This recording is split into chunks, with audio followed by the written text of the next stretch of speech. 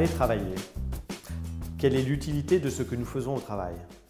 Quelle contribution apportons-nous? Il existe une aspiration croissante de nos contemporains autour du sens. De nombreuses enquêtes d'opinion récentes soulignent que jamais ce besoin n'a été aussi fort qu'aujourd'hui. Il n'est pas de punition plus terrible que le travail inutile et sans espoir, écrit Albert Camus.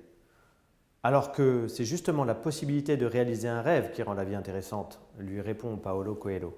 Quand l'entreprise n'est plus gouvernée par des processus bureaucratiques et hiérarchiques descendants, la mobilisation sur les éléments de sens permet de faire converger les activités individuelles.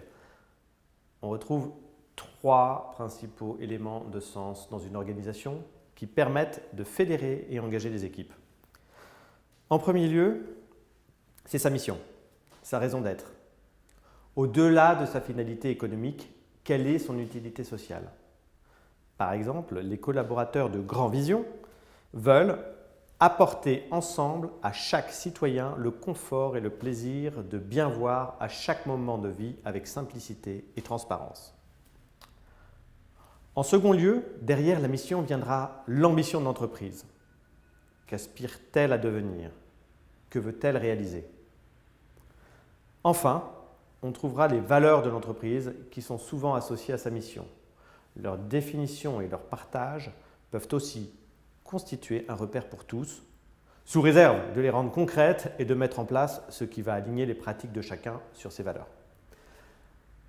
Il y a aussi un acteur incontournable autour duquel construire l'ensemble de ces éléments de sens.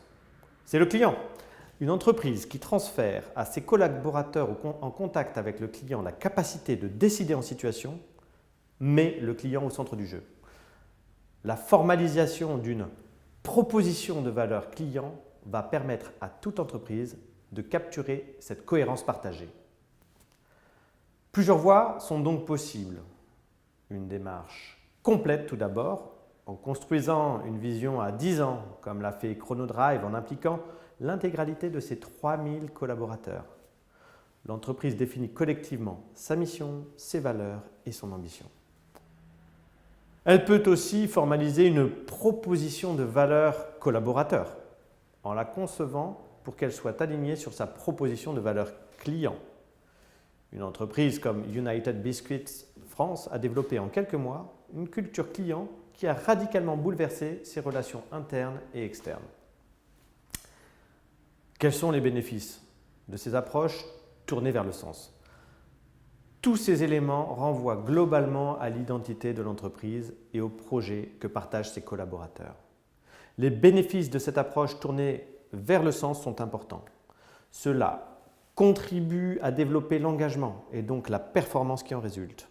Cela développe la responsabilité et l'autonomie. Cela introduit de la cohérence entre les décisions des différents acteurs de l'entreprise. Cela renforce la cohésion du corps social. Quelle que soit la démarche adoptée, elle ne peut être conduite par les seuls dirigeants de l'entreprise. La réussite d'une telle démarche doit mobiliser l'ensemble des acteurs de l'entreprise.